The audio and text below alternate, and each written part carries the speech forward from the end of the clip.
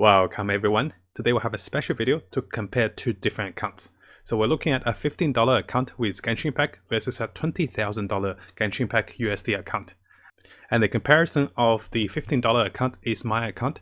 I have been updating my accounts as we go. So what I have purchased is I haven't purchased any of the top-up currencies because in our previous videos, if you haven't seen it, I have showed those are not as great as the monthly card and also the battle pass. So I have only spent $15 on the game so far.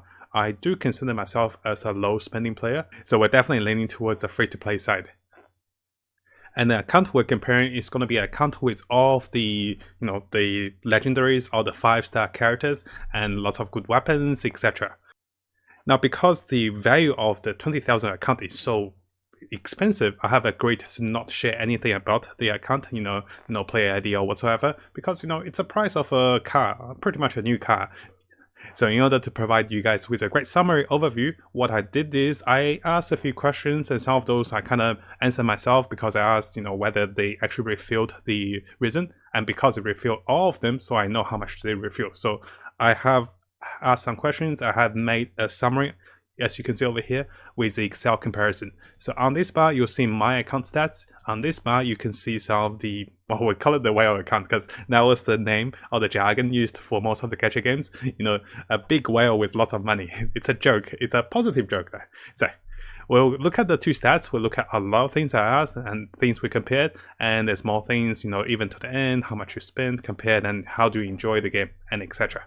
So let's get right into it. To start things off, my account does have 2 of the 5-star characters. This is not by coincidence. I actually worked quite hard on this one. So if we come back to the comparison, you can see that I have 2 out of the 6 current 5-star characters that are in the game. The reason for that is I actually spent 2 days of my launch game time. So I spent 2 days, delayed my gameplay time to reroll for the character. This is by my conscious choice, and I was prepared to spend more time on it. Be aware guys, rerolling is not for everyone, and I was physically and mentally exhausted. And you can see that the other account started right at launch. I had to wait for 2 days to get those 2 characters. Now I do have videos which will talk about how much rerolling can save for us, because the amount of the 5 stars you can get at the start of the game is much easier compared to the later stage of the game. But keep in mind guys, rerolling is not for everyone. So back to comparison. Number of 5 stars I have is 2 out of 6, and our friend has 6 out of 6 of course. If you haven't seen our video, which I counted how many units you can get with $20,000, you can pretty much max almost everything.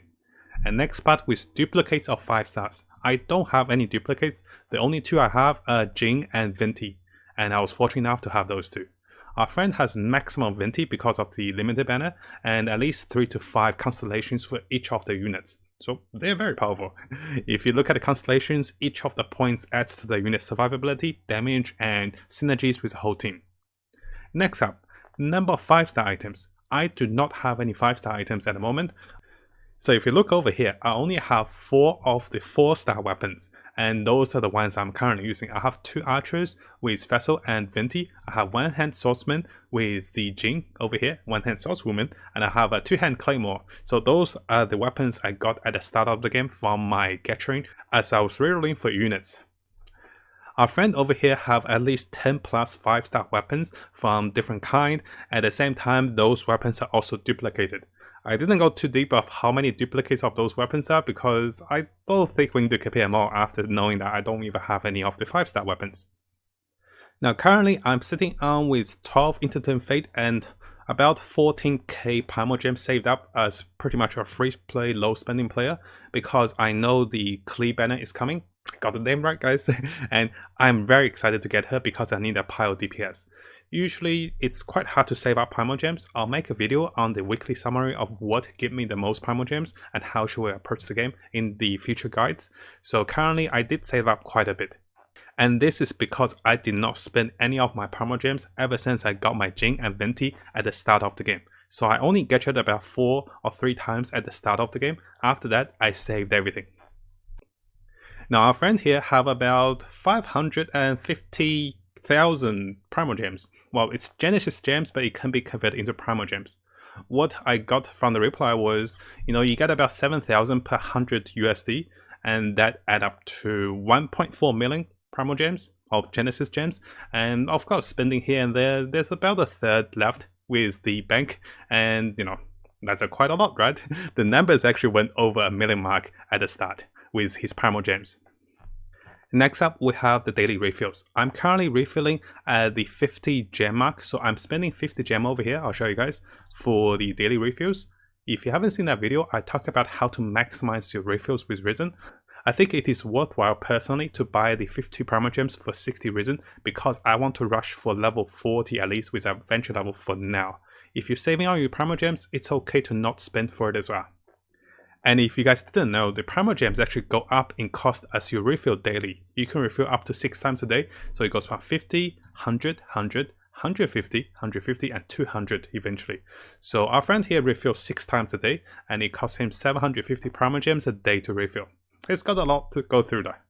And after that, the daily Risen I'll get from the refills and the daily regeneration is 240, and he will get 540 Risens. So the Risen difference is going to be the biggest difference between the adventure level as well, adventure rank level. So he's getting about 300 more of the Risens a day by spending 700 more Primogems. Keep that in mind. Currently my adventure level is 38, he is 42 plus. He's getting close to 43 I believe. And if we break the adventure rank experience gain for the daily game, I get about 1,500 for the daily commissions. I also get to spend all my Risens for the 1,200 additional experience per day. For him, he's getting 4,200. He does do all the daily commissions, as most of us do. So the difference in the experience earned for adventure level is 1,500 per day, and that is fully contributed by the 300 additional Risen he gets. And this is what makes a big difference between level 38 and level 42 for now, because he's been getting at least 1,500 a day for the past 21 days. So that up to 20k, 30k more experience. And just on the topic of the adventure experience, the positive thing is, yes, he does get more XP, but I spend less time to finish my Risen because I only have 240, and for him, he spent much more time to fill up and to spend his Risen because he's got about 540 to go through with. So it takes him pretty much twice or even more than twice the time to clear his Risens. And have to farm bosses, daily dungeons, wild monsters, etc. Now if we look into my current account with my artifacts, I have not been getting too lucky with my artifacts. I've been getting one of these from my quest, which I can show you guys. One of the quests gives a 5-star artifact for collecting all of the geo cores. And after that, I'll be getting 3 off from my pretty much just the weekly boss farm. I'm farming about 6 of those boss, so my percentage is 50-50. Out of the 6 boss, I've been getting 3 of my legendary artifacts. And this one's kind of awkward. I mean, everything went to HP and energy recharge. I was like, critical rate, no. Attack, no, it doesn't have attack, by the way. So I was hoping if it goes high defense, I can give to Noel. Well, now it's kind of awkward. So that's my small complaint over here with my artifacts. Our friend here does have over 10 artifacts because by getting over to adventure level 40 plus, what you're going to see is you can start to farm artifacts with the artifact dungeons. And there's some really good sets you can look for. So you can see over here, the artifacts with adventure level 40 start to drop on the dungeons. He did mention that the rates are terrible. And if he spends most of his stamina in it, sometimes he doesn't even get 1 or 2. So the rates are terrible, so that's good to know, but it's still obtainable for certain sets, and some of those sets are very powerful. I'm about to touch on those sets as well with the new banner characters in the next guide. Now, as we spoke earlier, I started 2 days later since the global launch because I spent 2 days rerolling, creating new accounts and trying to get a 5-star character. Our friend started exactly on the launch and he was really hyped about it, so 21 days. Hours spent each day is about 2 to 4 hours for me because most of my time is actually spent preparing for videos, making videos, and preparing for guides first. And our friend spent at least 4 hours in the games a day.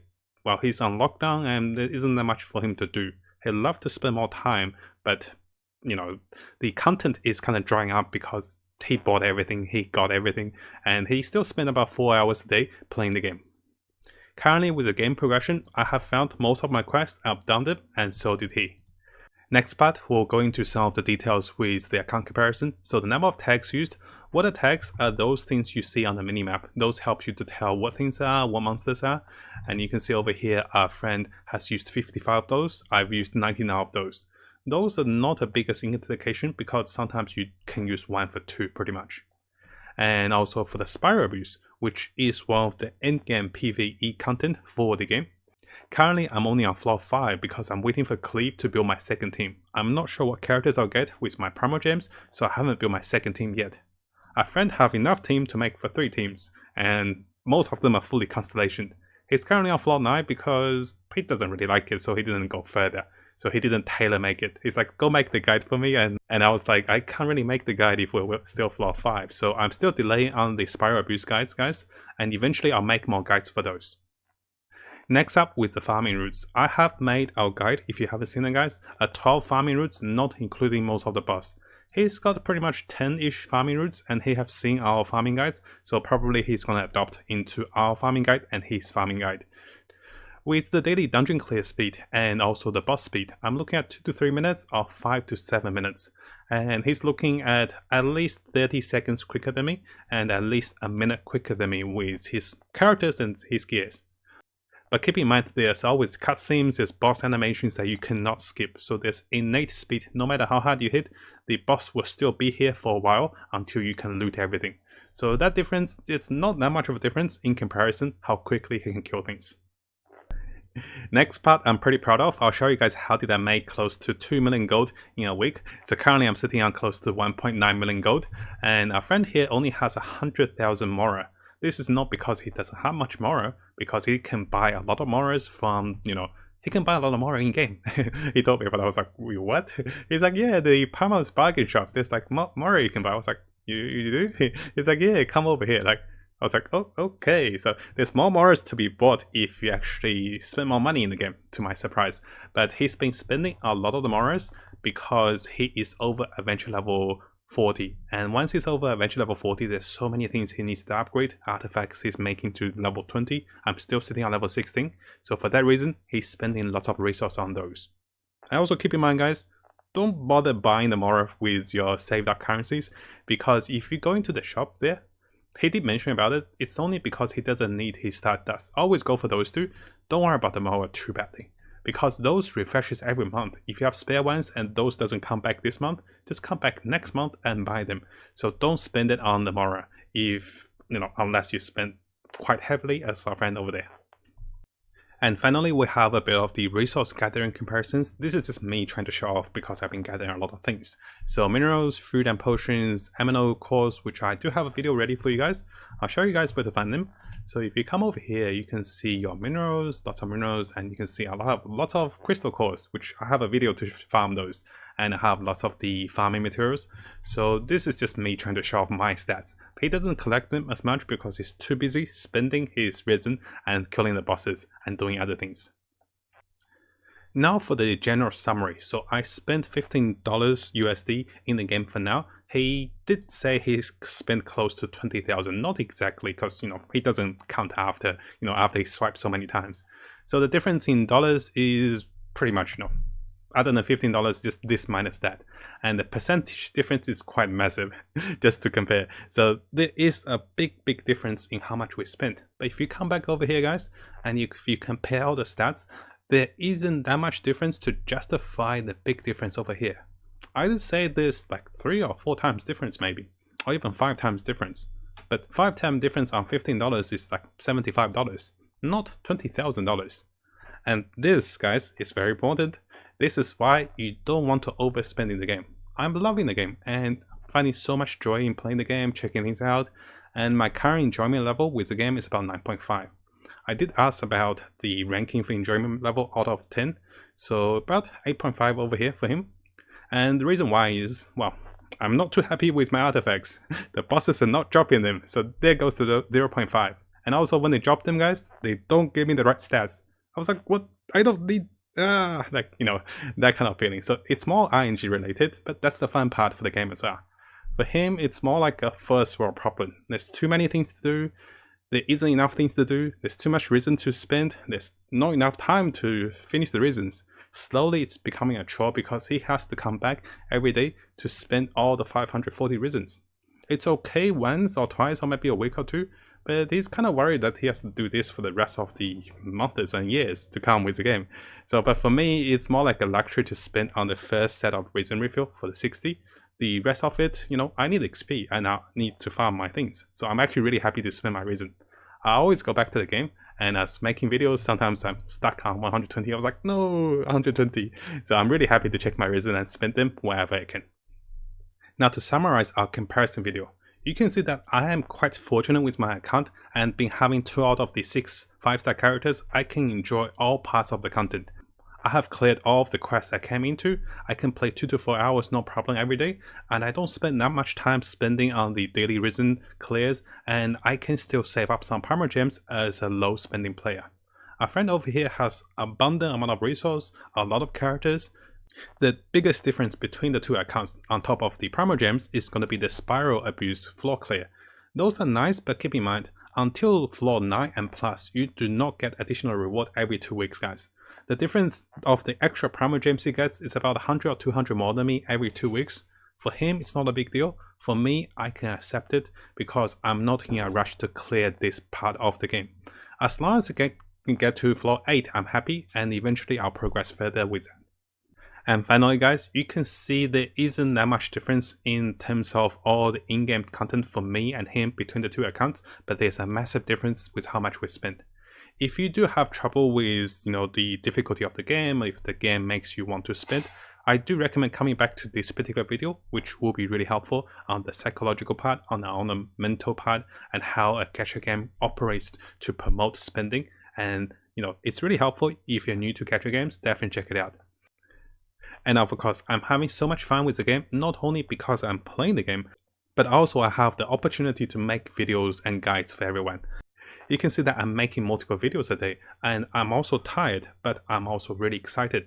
I see it as opportunity. The more I make, the more I can help others, and the more we can get the information out there. So, the whole community can benefit with more of those guides and videos to come.